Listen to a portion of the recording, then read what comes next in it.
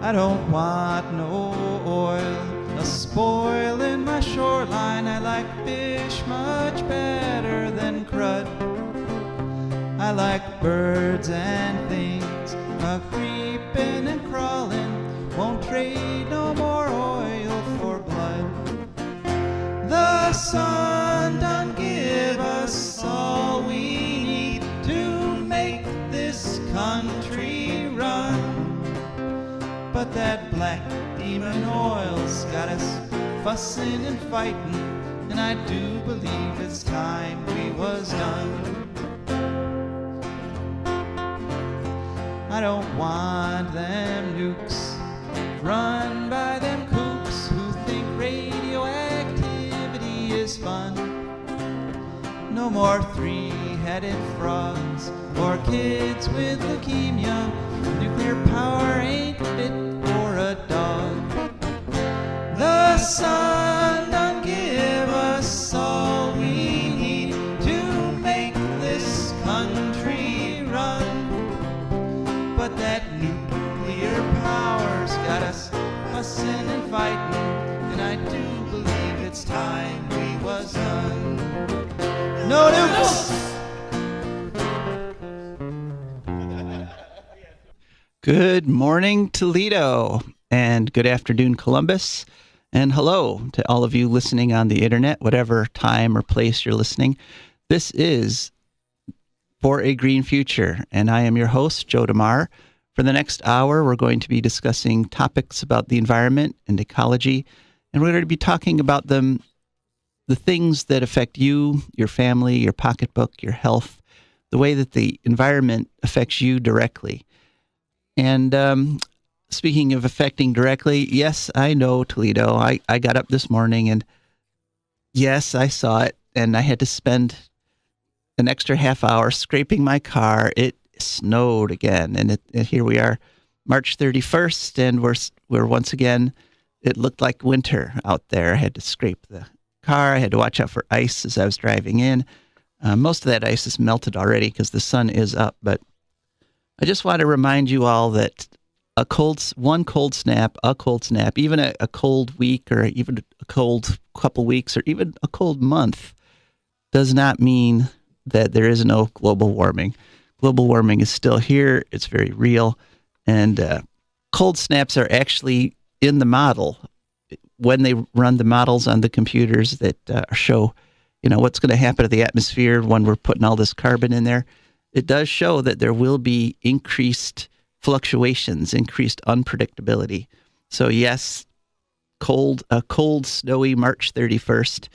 March, I guess, came in like a lion, and then it sort of got lamb-like for a little while there. And then now today it's decided to try to go back out like a lion again. But that does not negate the fact that global warming is occurring. We mentioned last week that the ocean temperatures have been records for the last 3 years. Each year, 2016, 2017, and 2018, those were all record highs for global ocean temperatures. And the ocean heats up and cools down much more slowly than the atmosphere.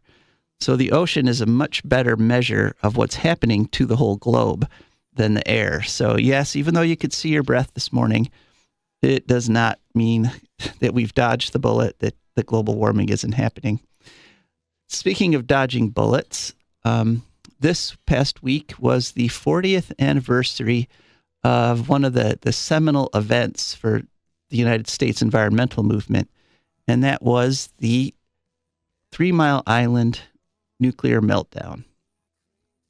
Now some of you are too young to remember. Many of you are. I mean, it was 40 years ago. But that event was a turning point for the environmental movement because it was a time at which we all saw with our own eyes. It was there on the news. People were following it on television. We all saw that the forces that were supposed to protect us, that the guys in, the scientists, the engineers, the supposed experts, as well as the government officials who were in charge of the NRC, in charge of protecting us and protecting our health and our safety. Throughout the 3 Mile Island accident, meltdown, it's called a partial meltdown, they lied to us. They often did not know what was going on. They were constantly reassuring us that there was no danger to the general public, that everything was under control, even as things were spiraling out of control inside that nuclear power plant, even as they were releasing radiation into the atmosphere.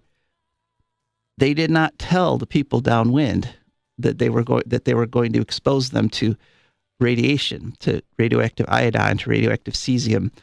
They just did it. And as they were doing it, they went on television reassuring all of us that they weren't doing it, that they weren't going to do anything that hurt people, and that they would let us know whatever we needed to know in order to protect ourselves. So that was kind of a turning point. That's kind of where the environmental movement sat up and said, wow, the government is not simply going to do the right thing because it's a government. They're not simply going to tell the truth, even if we're looking them right in the eyes. They're still going to lie to us. And that's when people realized in the environmental movement that for it to really work, we had to educate ourselves. We had to learn ourselves what the effect of these radioactive isotopes would be. And we had to do our own research, and we had to buy our own Geiger counters, and we had to look into the eyes of that monster of nuclear power ourselves. We could not trust, the knights in shining armor were not going to protect us from it. So it changed a lot of people's lives, and it did affect people's health and their welfare. And that's important for us to remember right now in Ohio as we're debating whether or not to bail out our nuclear plants, Davis, Bessie, and Perry. And so my guest today, she's going to call in at about 8:15 if everything goes right. She's calling in from California, which is, she's making a real sacrifice to get on here. It's like 5 o'clock in the morning her time. But she lived downwind from the plant when it had its accident. And so she, for the past 40 years, has been digging to get at the truth of what actually happened, has been talking to people about it and the dangers of nuclear power. And so it's a fitting guest to have for the 40th anniversary. The guest I was trying to get all week, I was trying to get some people from the ODNR to talk to us about the walleye run. And the walleye are running. I saw some fellows out there with boats. I saw some fishermen. So I was driving through Maumee, sitting on the side of their car, putting their waders on, which is a great thing. We have a wonderful fishery here in Northwest Ohio. The Great Lakes, Lake Erie provides us with about a $7 billion a year industry in terms of fishery, both sport fishing and commercial fishing and tourism. And so it's a beautiful, precious resource that we don't want to waste. And we don't have to waste it. I was kind of sick this past week, and I was watching nature documentaries, which is something I like to do when I literally can't do anything else, when you're sitting there on the couch not feeling well. I was watching Blue Planet 2 with David Attenborough. And one positive note they had in one of the episodes is they talked about the Norwegian cod fishery. And Norway, like many, many other countries, right now it's about 70% of the world's fisheries have been overfished to the point of collapse. And so literally there was no more fishery. But the government instituted strict limits on catches, and they put tons of resources into biologists and ecologists that would monitor the cod. And now the Norwegian cod fishery is back. And they were showing, because it was Blue Planet 2, they had beautiful, gorgeous pictures of taken underwater of the cod coming inland to smelt or to breed and lay their eggs. And they showed the killer whales that were harvesting them, pushing them into bait balls. And they showed the humpback whales that would come and just, open those enormous mouths and just gulp down hundreds of pounds of cod all at one bite. And it was just a gorgeous, beautiful thing. And it's happening again in Norway because they have decided they put the health of the fishery first. They didn't put the profits of the fishing companies first. And so what they found is a good balance. The whales, the wildlife, the birds and the seals and the whales, they estimate about 1% of the cod every year when they come in to spawn. And then the fishery, the commercial fishery, they take about 10%, which means that almost 90% of the cod are allowed to live out their lives, to breed, to lay eggs, to seed the next generation of cod. And so now Norway has a sustainable cod fishery. So you can eat as much Norwegian cod as you want, as you can get at the store, because you can be rest assured that they are not wiping out their fishery as so many are. And so we can do that too. I mean, we could restore all the kinds of fish that we've had in Lake Erie. We could restore the Atlantic cod fishery. Nature is very resilient. All we have to do is give it what it needs to survive, and it will then provide for us, and it'll provide tons and tons of fish. It'll provide everything we need. It might not give us everything we want, but nature will give us everything we need. And so that's something important to remember as we go forward. Some other things to remember. One is that this show, we go till 9 o'clock, and then don't worry, at 9 o'clock, sports returns. This is, 106.5 The Ticket. So the Cheap Seats with Mick Gonzalez is already on its way back. So just hang out if you're a sports fan. Sports will be back. We're just going to be talking about the nature and the environment for a little while. And when I say we, I mean you and me, because this is a call-in show, and we're going to open up the lines at about 8:15. The number to call is 866-240-1065. That's 866-240-1065. And we'll take calls on any kind of environmental issue, any kind of ecological question.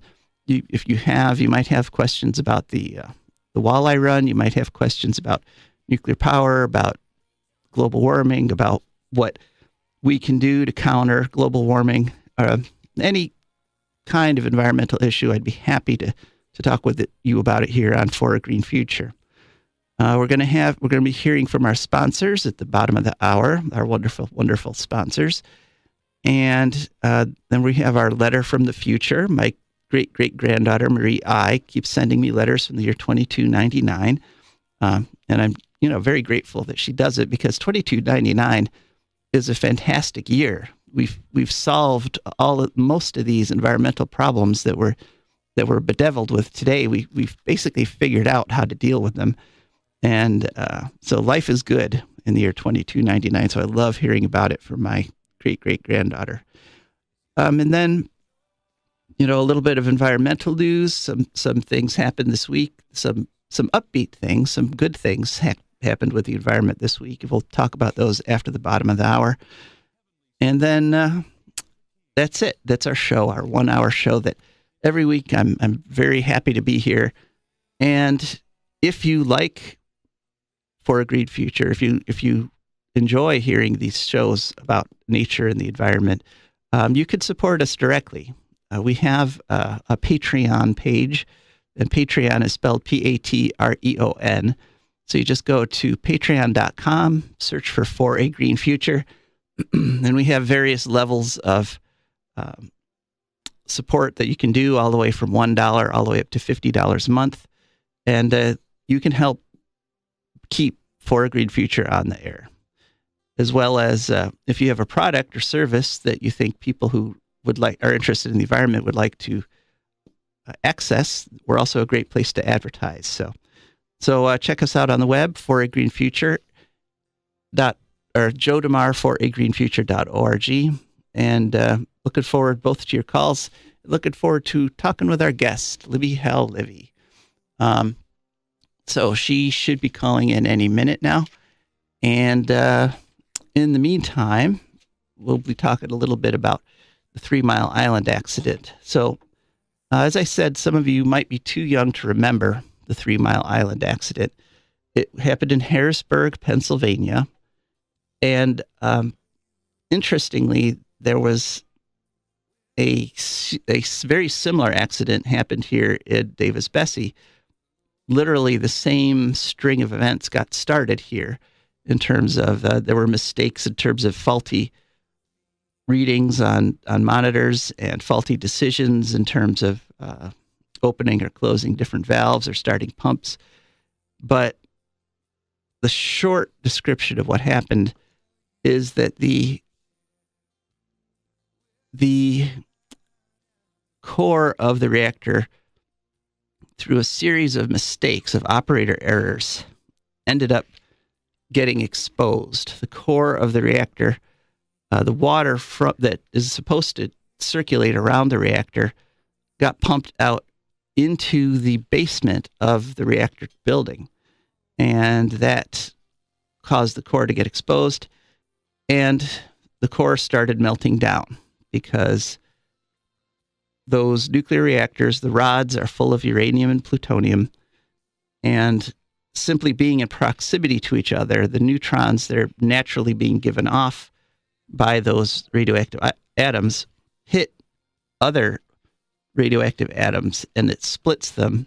And in that splitting, you release energy, you release heat and light, and you also release more neutrons. And the neutrons that come off those atoms that just got split hit other atoms, and those in turn split and release heat and light and neutrons, and so on and so forth. And that's what's called a chain reaction. Now, in a nuclear bomb, those neutrons are released. There's 2 neutrons released for each uranium atom that gets split. One neutron will hit a uranium atom. That atom will split. It'll release 2, and those 2 hit 2 more neutrons. Those split, and so now you release 4, and those split, and now you release 16, and then so on and so forth. It increases exponentially. That's an atomic explosion. In a nuclear reactor, they insert, they're called moderator rods. They insert rods that absorb some of the neutrons. And so the goal in a nuclear reactor is to have each atom shoot off 1 neutron. You absorb one of those 2 neutrons that gets generated when an atom splits. And so a single neutron then goes and hits another atom. That one releases 2 neutrons. 1 neutron gets absorbed. The other goes on to hit another atom. So a nuclear chain reaction in a nuclear plant is a 1-to-1. They want one of those neutrons splitting another atom, and they absorb the other neutron. Well, if you remove the coolant, if you remove the water from the reactor chamber, then the rods heat up and physically melt. And in that process of melting, the chain reaction goes out of control. And so the danger then is that this reaction runs away. This plant melts down, and we used to call it the China syndrome. It melts down through the floor of the reactor building, and it melts down to the water table. And there it can hit the water table, and there could be a huge release of steam. And once it gets into the water table, then you're contaminating the environment virtually forever. That's what's happened at Fukushima. And for decades, the people at 3 Mile Island, the officials claimed that there had been no meltdown. They said everything worked just as it was designed to. The emergency core coolant system kicked in, and we prevented a meltdown. And they maintained that idea. They maintained this lie for over 20 years. And there was plenty of evidence that there was a meltdown. There were radiation monitors. A lot of the radiation monitors went offline because they got overwhelmed. The radiation levels were so high that they stopped recording. And so they said, well, you can't trust those monitors. But some monitors did show really high radiation levels, and they just discounted them. They said, oh, those monitors must have been faulty. And there were people who lived downwind who were exposed unknowingly to the steam and effluent coming off of this plant.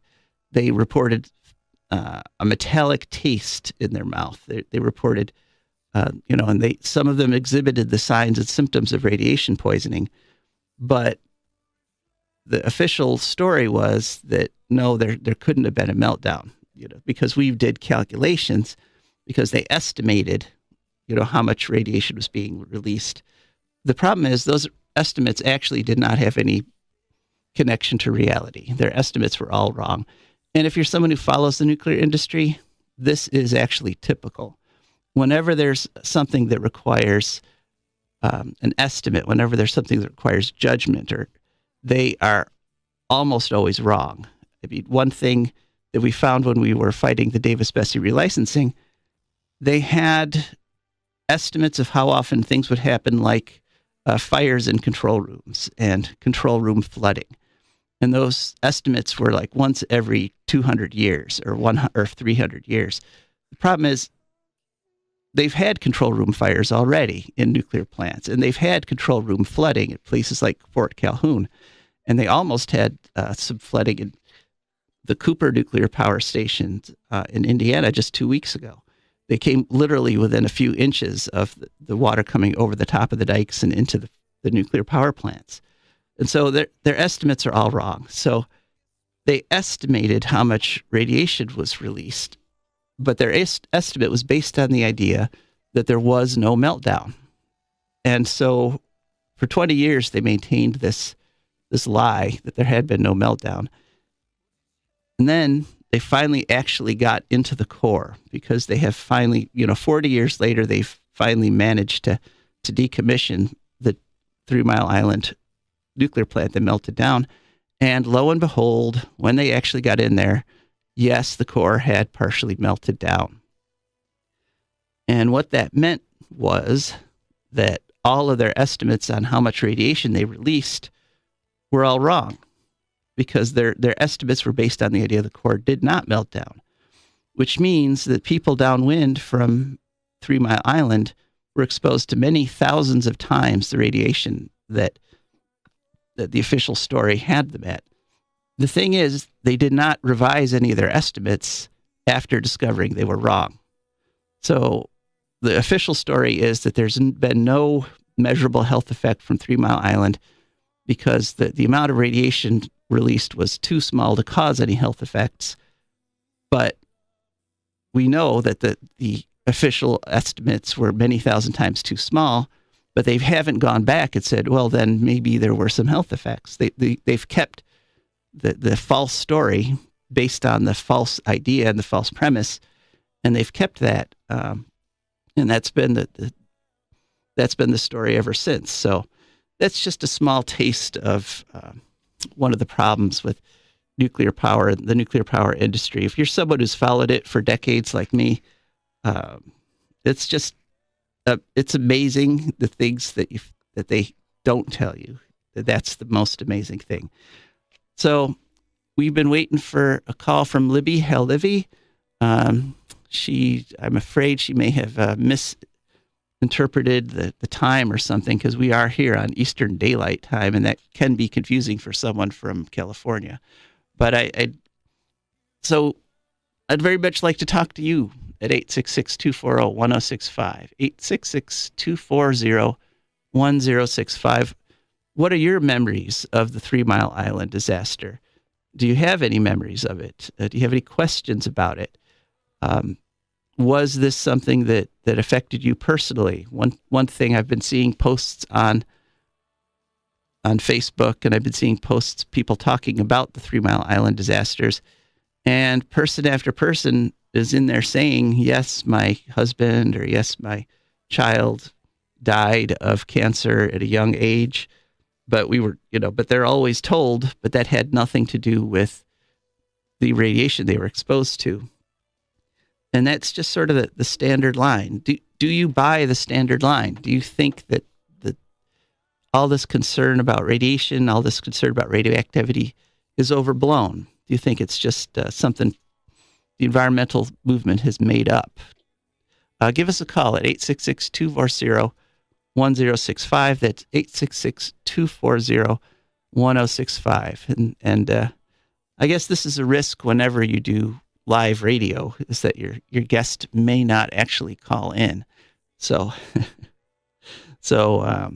I got to throw a lifeline out to you guys in Northwest Ohio who are listening live. Give me a call. Help me out. Help me fill in this little gap here at 866-240-1065.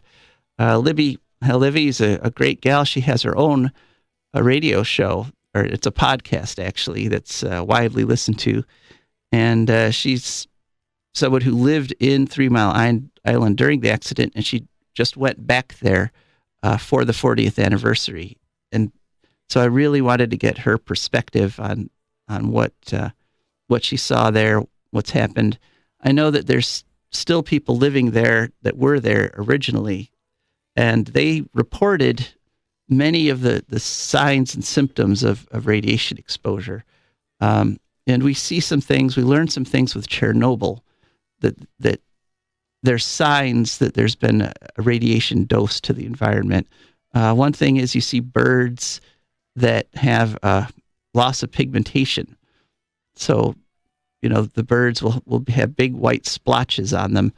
That's a sign that their genes have been damaged and that, their cells aren't producing the pigments that they're supposed to be.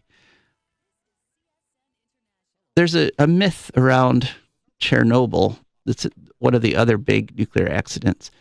And that is that Chernobyl, some people say, are trying to paint it as a wilderness paradise now because there's no humans living there. They say, and there's other animals moved in, and they say, oh, look, it's there's radiation isn't that harmful. There's all kinds of birds and animals in Chernobyl right now. Well, Chernobyl has been extensively studied by ecologists from all over the world. And what they discovered is that all these animals that you see, all these populations that you see in the high radiation zones are doomed.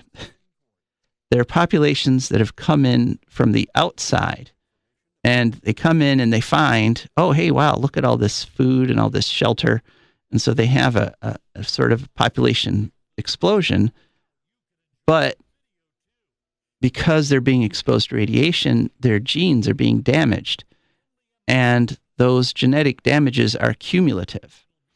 So the first birds that come in, the first colonizer that comes to Chernobyl, they don't get too much damage, but their chicks do get a fair amount of damage because the young chicks, children, infants in the womb, fetuses, they have rapidly dividing cells.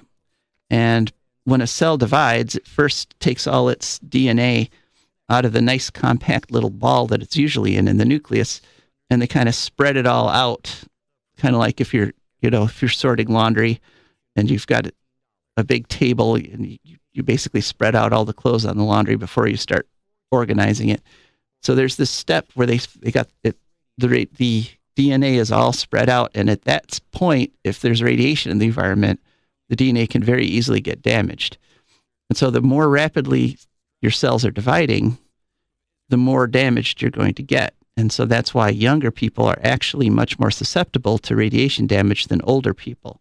It's not a straight line. It is not the same. You could expose a 70-year-old and a 7-year-old to the same amount of radiation, and the 7-year-old is going to suffer many more consequences.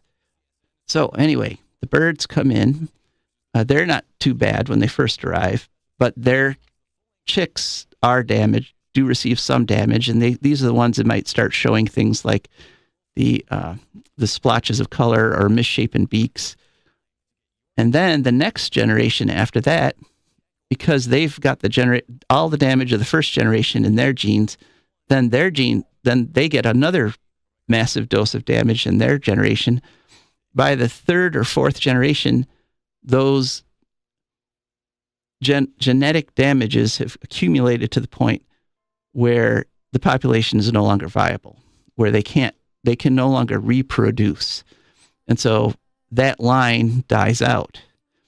And so what's been happening in Chernobyl is that more, it keeps getting repopulated. So you go there at any particular time, and you'll see a lot of birds and a lot of animals and things. But what's happening is every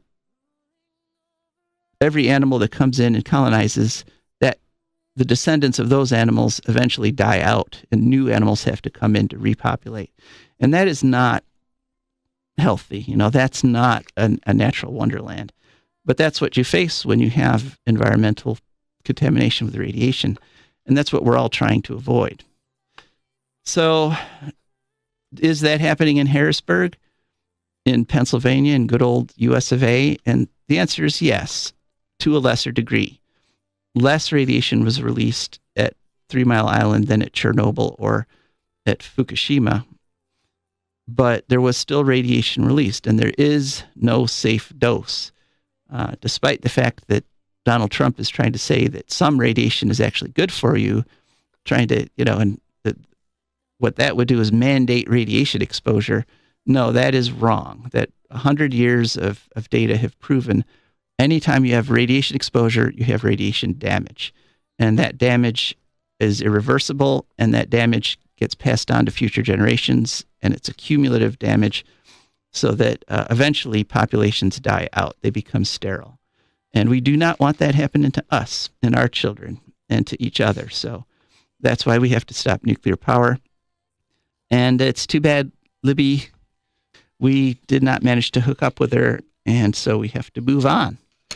So, and we'll move on to wherever you'd like. If whatever environmental topic you'd like, just call in at 866-240-1065. That's 866-240-1065. But right now, we're going to hear from our terrific sponsors.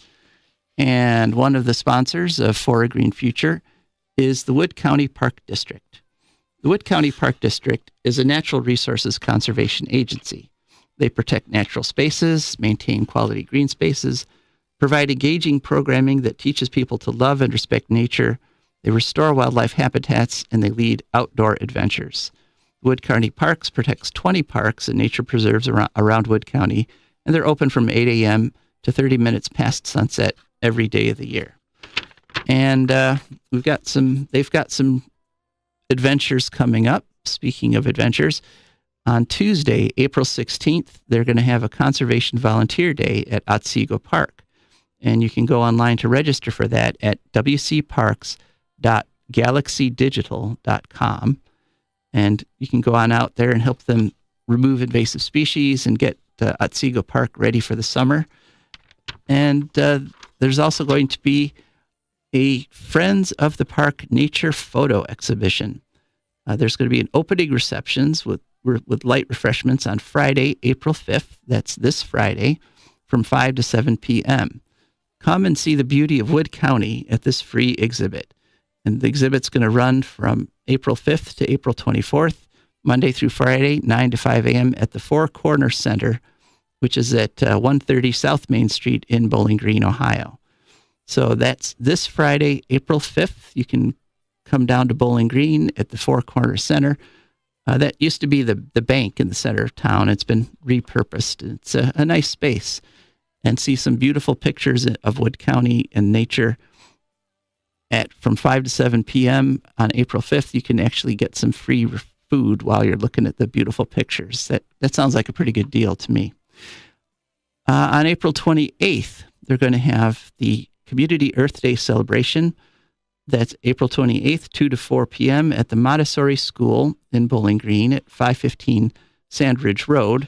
You don't need to reserve for that. Just show up. There's no cost, and you can learn all about how to be green and how to go green. There's going to be all kinds of exhibits there, all kinds of organizations.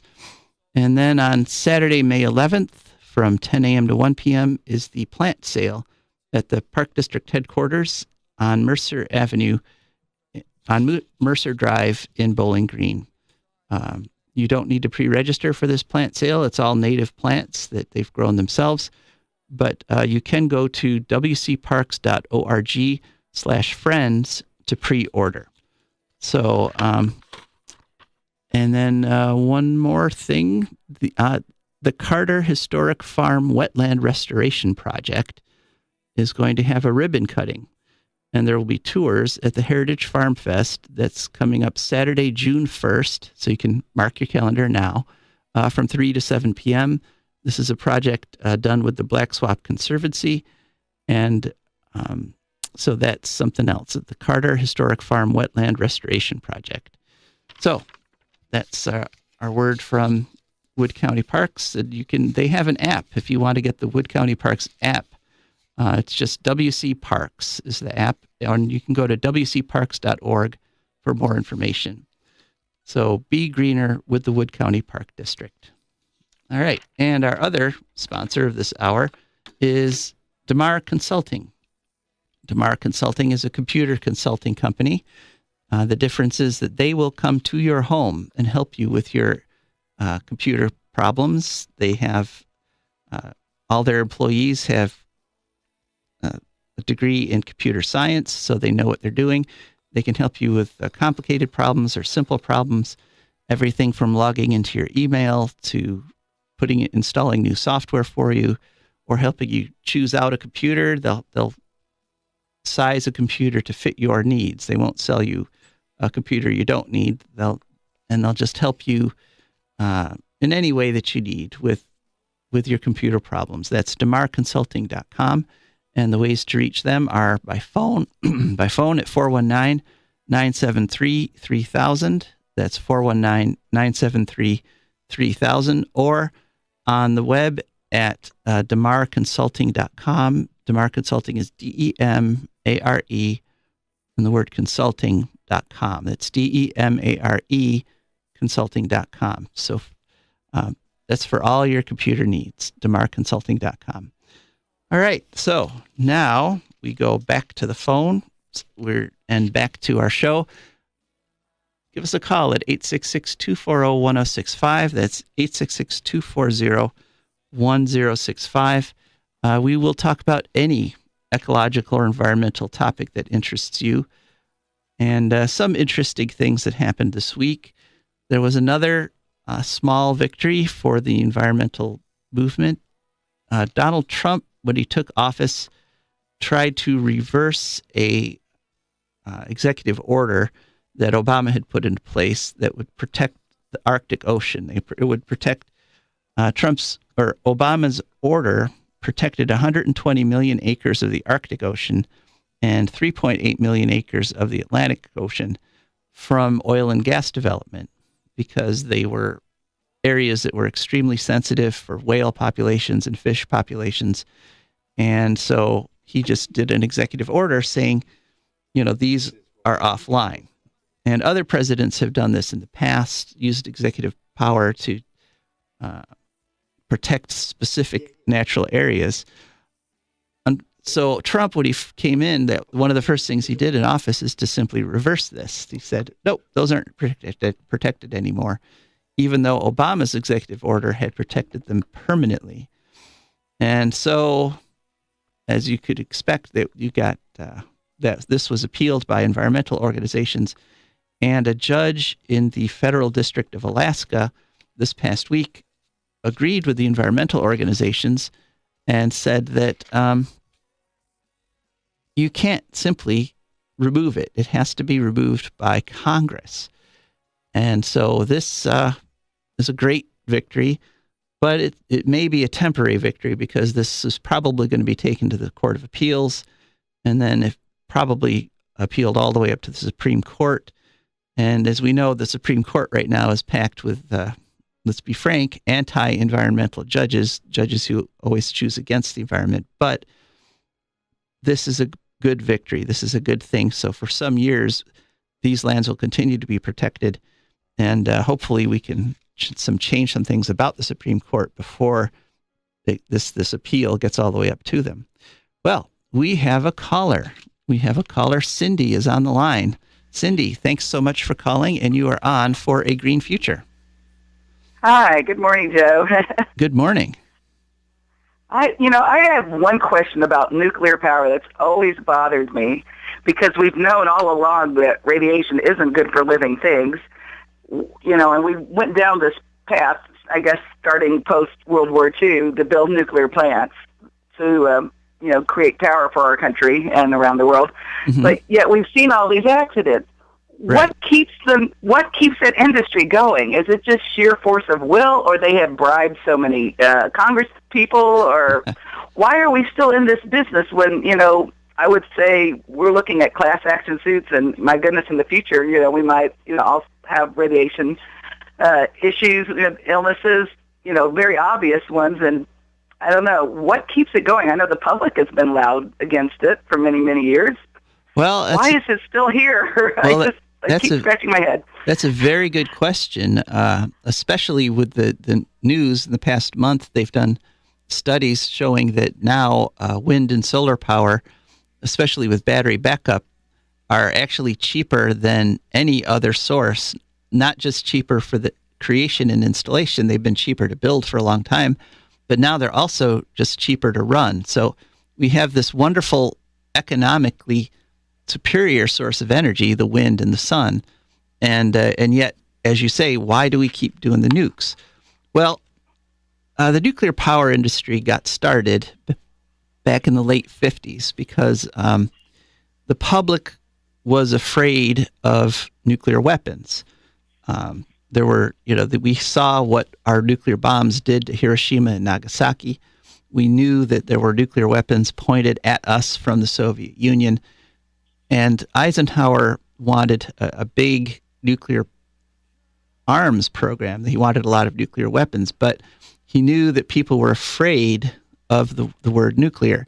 So what they tried to do was they created this huge campaign. They called it Atoms for Peace. And they talked about the atomic genie. And they said that, the nuclear power is this wonderful thing that we've discovered, and it can be either used for good. So in one hand, the nuclear genie held health and benefits and wonderful things, and then or it could be used for evil. And the other hand, the nuclear genie held destruction. And so there were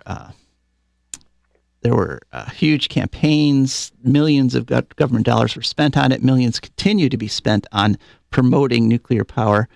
But ultimately, we know now, 40, 50 years later, that the genie held destruction in both hands. It was just, one destruction, the nuclear bombs, was very quick. The other destruction, nuclear power, was producing nuclear poisons that are accumulating, and that destruction is just happening a little slower. There is a group of people who are nuclear fanatics. There's a hardcore who believe that nuclear power holds the answer to everything. And there was a famous author, Isaac Asimov. He's an author that I loved, but he wrote a book called The Foundation Trilogy.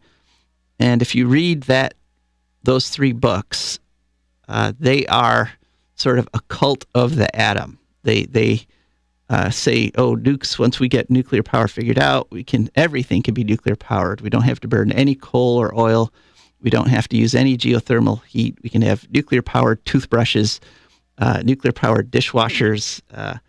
And he painted this utopia of limitless clean energy. And that's a very seductive vision. And a lot of people fell for it. And a lot of people still have this idea that nukes are clean, and that if we could just figure out the niggling little details, it'll create this utopia where everyone can have as much energy as they could possibly want. That is a lie. It's turned out to be a lie, but it's very difficult to get that kind of a vision out of people's heads. Once they get it into their minds that this one thing is the answer to everything, it's very hard to disabuse them of that notion. And you have some very powerful people like Bill Gates, and you have some very powerful companies like Exelon. Exelon was the largest donor to Barack Obama's campaign the first time he ran for president. Exelon is a nuclear power company.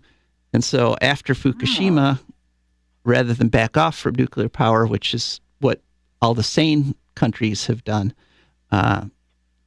Obama doubled us down. He put in $85 billion to promote the nuclear industry and to guarantee loans and to get nuclear power plants built. And so that saved the industry. So there's been a number of events, a number of specific individuals, a number of corporations that have all sort of conspired to keep this boondoggle going. And we see it right now happening in the Ohio legislature, where there's specific legislators who got donations from First Energy who are now going to propose a bailout for First Energy. And it's an amazing bargain, because I heard that it said that they gave about $7,000 in campaign funds to each of these legislators, and they're going to get back billions of dollars from us, either in the form of increased rates or in the form of increased taxes. But does that answer your question? There's kind of a lot of little reasons that all add up. Yeah. It's not logical, but, because they live on the same planet we do, so them and their children and grandchildren are also being, irradiated and risk, being hurt in a nuclear disaster. And yet, I guess the money just talks too strongly to them. You can't give it up. Yeah, the money is good. And in a time when a lot of union jobs are being eliminated and a lot of factories are being moved to other places, nuclear power plants can't move. So those 700 or so full-time union employees at Davis-Besse, that's a source of political and economic power, and they have been mobilized by First Energy to fight for the continuation of their plant. And yes, it's a danger to the rest of us, but it is a great benefit to them. So they're going to fight for it, and so the rest of us have to fight against it, or it's just going to keep limping along the way it has for the past, it's about 40 years that plant's been running. So yeah. It's just, unfortunately, the reasons. It's not logical to keep nuclear power going as a choice for this nation, but the economic and political forces are kind of keeping it going. It's kind of like a zombie energy source. It's kind of like, undead. Yeah. It really has been proven to be impractical, expensive, and dirty. But in any kind of a competitive marketplace, all the nuke plants would have closed decades ago. But all these forces kind of inhabit it and keep it going, even though it's not practical. So what do you think, Cindy? Do you think we should be fighting nuclear power, or do you think we should just sort of let them have this bailout? I don't know. To keep fighting to, see the future seeds of destruction for our entire planet, it's ridiculous. So, no, I think we should keep fighting. And it explains a lot now that, they're very short-sighted. And when you're not, I think, cognizant of how your actions affect the world and the ecology as a whole, you make stupid decisions. And you just make them simply on, oh, wow, I have a lot of money today and I'm going to have a good time with it today. And yet there's no idea about tomorrow and your family's future. And so I think we need to keep calling them out. They definitely need to be called out and brought attention to at every opportunity. So I thank you for your show, because you're helping, well, call them out. Thank you, Cindy, and thank you for your call. And I should say here that I am the political director for the Ohio Green Party, but I'm not speaking as the political director. I'm not speaking for the party. I'm not speaking for, and the same as with all my guests. Everyone on this show just speaks for themselves. And the same would be for you if you call in at 866-240-1065. Do you agree with Cindy? Do you think that this is kind of an illogical thing, that we should not be doing this? Or do you think that we should keep going because the jobs are good, the money's good, the energy's good? I'd like to hear from both sides here. One thing I have learned as a political director for the Green Party is it's kind of always amazing to me how little these companies have to spend in order to secure a politician. I mean, this time it looks like they've spent about $7,000 for about half a dozen, plus the chair. And for that amount of money, you get a vote, which is going to give your company literally take billions of dollars out of the pockets of ordinary Ohioans in order to keep this this expensive, impractical energy source running. So it's an amazing return on investment. Put in 7,000, get back probably in the neighborhood of 20 billion. It's just it boggles my mind.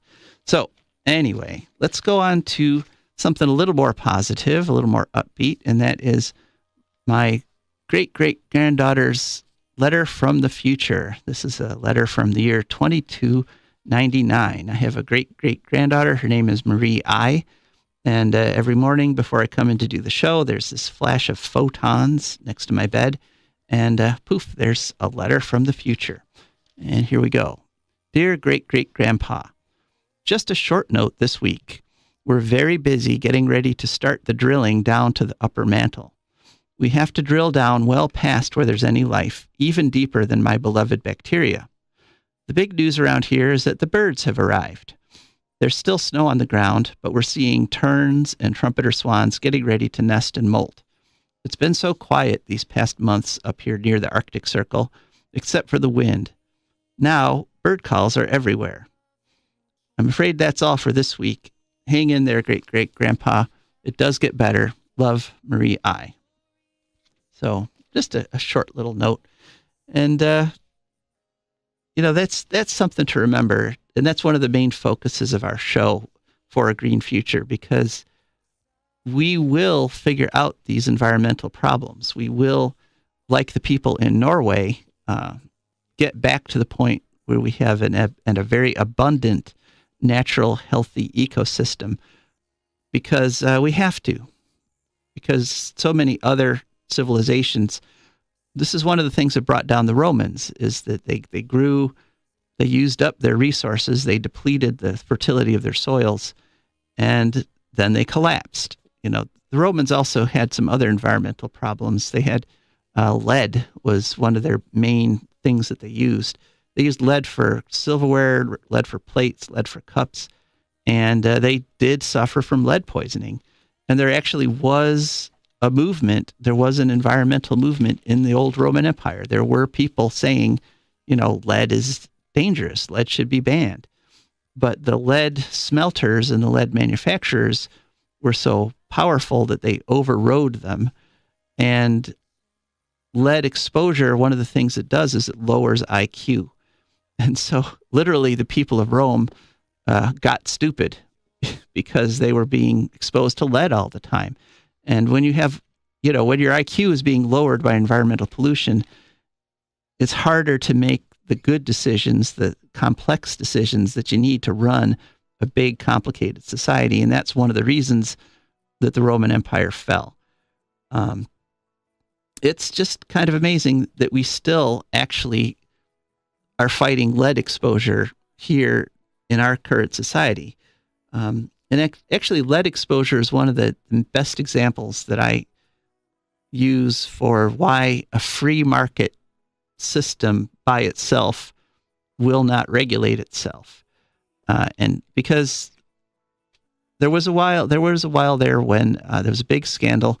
Candle makers were using leaded wicks, and that's still the term for it. That is, you put a piece of metal through the center of the candle, and you weave the wick around that little piece of metal, and it helps the wick stand up, and it won't fall down into the wax, and it helps the candle burn better. And then the metal, as the wick burns, the metal actually vaporizes too.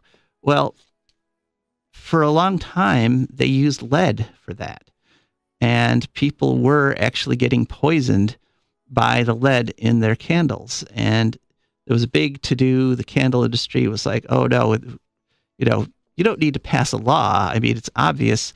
We see lead hurts people. We're just going to stop using leads in our wicks. You don't need to actually regulate us. We'll self-regulate. And for a long time, most candle makers did switch to zinc, which is a much less toxic metal. But then, back in the 80s, there was, again, a big to-do because lead was cheaper than zinc, and a company switched back to lead, and people started getting poisoned again, and they weren't breaking any law. They were not prohibited from using lead in their candles. And eventually the company, got sued and went bankrupt, but not before exposing thousands and thousands of people to lead. So every battle that we environmentalists fight, every victory is a temporary victory, in that the things that when we succeed, the things we protect can still face future threats. So every time we manage to protect, like Obama's protected those 100 million acres in the Arctic Ocean and the 3.8 million acres in the Atlantic Ocean, those are under threat again. And the Arctic National Wildlife Refuge was a tremendous environmental battle. About 15 years ago, there was a huge fight to protect the Arctic National Wildlife Refuge from drilling oil and gas. And now, once again, Trump is talking about opening it up. Even though we succeeded, we won that battle, millions of people were mobilized to demand Congress protect the Arctic National Wildlife Refuge, and they did. But here we are again, 15 years later. And so, being an environmentalist takes persistence. It takes drive. It takes commitment. But actually, once we can change the society, putting this aspect into every aspect of what we do as a society, putting the environmental aspect in, things are going to get very easy. It does not have to be a huge sacrifice to be an environmentalist. You don't have to, freeze in the dark. In fact, when our society becomes more ecologically balanced, when we reach our green future, we're all going to be healthier. We're all going to be happier. We're going to have more money in our pockets, and we're going to live better lives, because right now we're just trying to force our will on the environment. We're trying to just make everything be the way we want it. And that takes a lot of energy. It takes a lot of resources. It takes a lot of time. And if we just learn to sort of go with the flow, if we just let the cod reproduce and spawn and live where they want to, and then we just take off the top, that's the thing. You can take from the environment. You can harvest cod. You can harvest any resource from the environment. It's just you have to take it at a sustainable rate. And one of the best examples I use for that is up in the Northern Peninsula, up in Michigan in the Upper Peninsula. There's a national forest there called the Menominee National Forest, and the Menominee Indians have a forest preserve there. And there's logging in both places. But the way the Menominee approach it is they literally know every tree, and they watch them.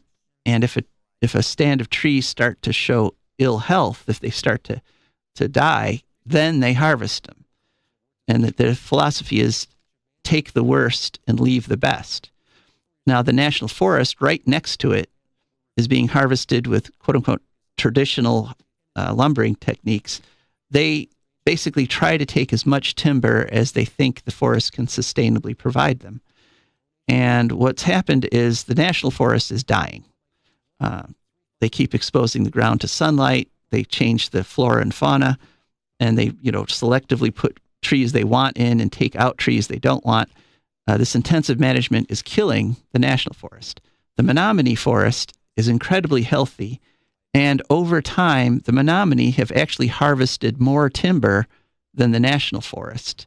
It's just that they do it sustainably, and that's what we all have to learn to do. And I'd really like to sustain this show because I love talking with you guys, and I'm very grateful to have the opportunity to tell you about the green future and to help get us all there. Don't worry, though, the Cheap Seats with Mick Gonzalez is on the way in just a minute. And I just want to say thank you very much and have a great week. Won't trade no more oil for blood. The sun done give us all we need to make this country run. But that black demon oil's got us fussing and fighting, and I do believe it's time we was done.